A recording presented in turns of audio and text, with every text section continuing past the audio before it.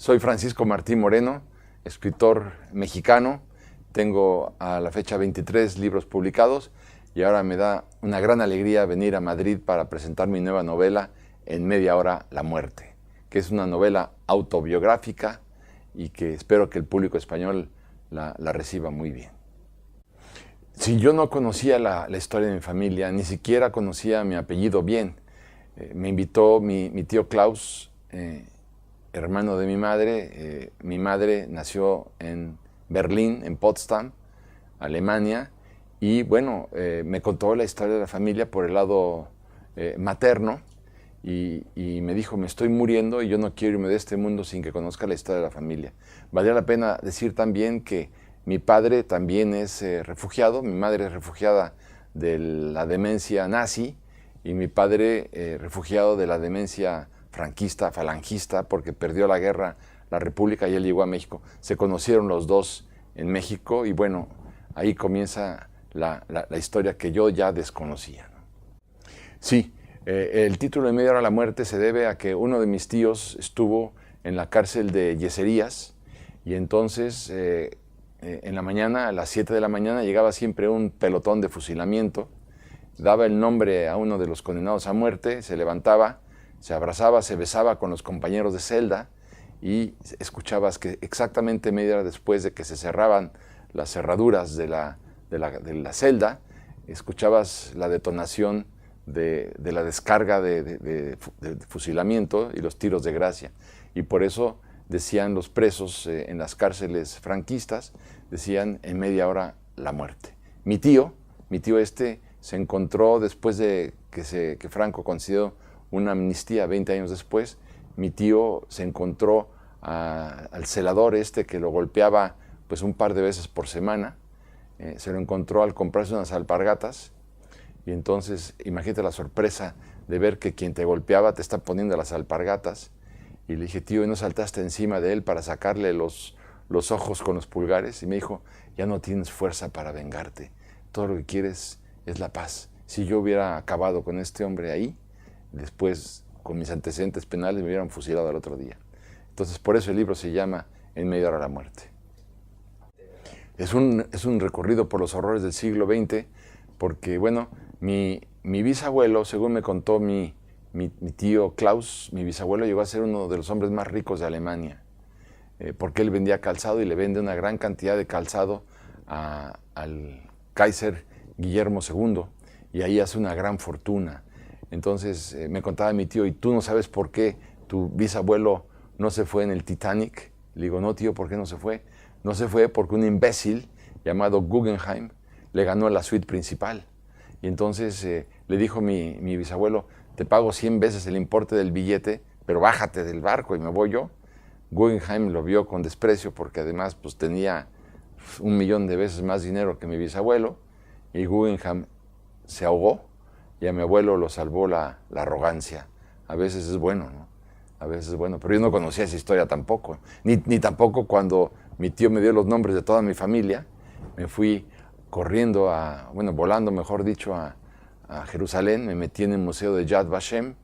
Y ahí, al meter los nombres en la computadora del museo, pues descubrí que decía, el nombre de mi bisabuelo decía Executed in Auschwitz. Executed in Auschwitz, mi bisabuela, mis tíos, mis tías, mis primos, todos fueron gaseados en Auschwitz. La mitad de mi familia, o más de la mitad de mi familia, murió en Auschwitz. Yo no lo sabía. Fue para mí una experiencia verdaderamente estremecedora. Y la otra mitad de la familia, por el lado español, murió en las cárceles franquistas. Entonces, o durante la guerra, vamos, ¿no? Lo curioso es, por eso somos en casa 3, ¿no? Porque pues los mataron a todos y siempre nos ocultaron la realidad. Fue un cadalso, sí, efectivamente, porque me enfermé de todo. Yo nunca había vivido, y no se lo deseo ni a mi peor enemigo, lo que es tener un ataque de pánico. Sufrí un ataque de pánico, que es, sientes que el corazón se te detuvo de golpe, sudas, frío, se te paraliza el cuerpo, tienes asfixia, no puedes respirar. Después me dio gastritis, me dio colitis, padecí insomnios, tuve todo tipo de enfermedades respiratorias a la hora de escribir este libro. Fue un padecimiento permanente, terrible, Llegó un momento en que decidí abortar ya el libro, no escribirlo más, pero dije, no, lo voy a terminar porque fue una promesa que yo le había hecho a mi tío. Mi tío, el que me invitó a comer, efectivamente se murió a las 3 semanas de un cáncer terminal. Se esperó hasta el último momento, lleno de dudas, antes de contarme la historia, y finalmente me la contó. Sí, bueno, hay unas historias maravillosas de amor, yo te diría de amor.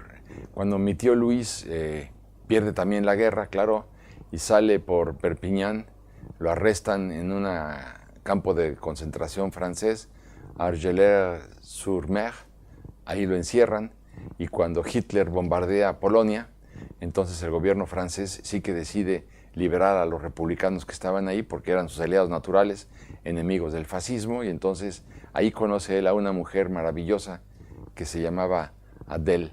Y bueno, el romance que tienen los dos en unos viñedos en Alsacia es lo más gratificante que pueda haber, porque sí fueron el primer enlace amoroso, pues son prácticamente 16 páginas con una intensidad erótica sensacional. O sea, es un caramelito en la vida. No todo fue Auschwitz, no todo fue la cárcel de yeserías, aquí en las afueras de Madrid, no todo fueron fusilamientos y persecuciones, no, también hay reconciliación en la vida porque tiene que haberla, digo, si no, la existencia sería un infierno, ¿no?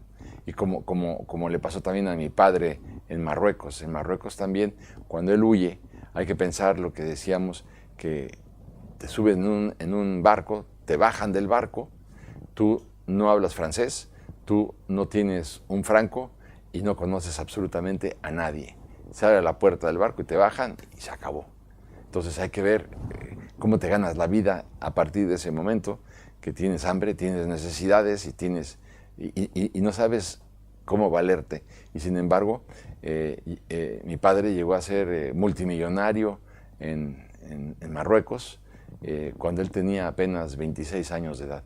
Entonces, esta generación de españoles que sale como consecuencia, huye de España como consecuencia de la guerra, a México, mi país, le benefició de una manera extraordinaria, porque fue una corriente de hombres, de grandes pensadores, de grandes ingenieros, maestros, poetas, empresarios, que ayudaron de manera definitiva a la construcción de un México mejor. De la misma manera en que España se desangró con el flujo de esta gran cantidad de españoles notables y aguerridos y formidables liberales, a México le benefició. México se enriqueció. No hay manera para agradecerle a la migración española que llegó a México a finales de los años 30 del siglo pasado. Fue para mí muy revelador descubrir la homosexualidad de Hitler. Yo no tenía ni idea de esto, la empecé a investigar, creo que está muy bien documentada en el libro. Pongo la gran cadena de amantes que tuvo, cosa que me pareció muy novedosa, y sobre todo todos los complejos que él tenía, porque lo primero que deseaba era tener una cabeza grande como uno de los Nibelungos de la ópera de Wagner, con un cuerpo, y era un hombre pequeñito, bajito, que no tenía nada que ver con la raza aria con la que él soñaba. Y otra parte que me llamó la atención es cuando llegó a mis manos un libro, bueno, este libro que me llegó donde habla de la homosexualidad de Hitler, se llama The Pink Swastika, la suástica rosa. Otro libro que me conmovió es el de la papisa, que es Pascualina Lehnert.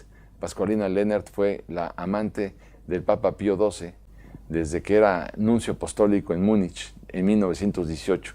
Es la única mujer que ha entrado a un cónclave para elegir papa en 1939.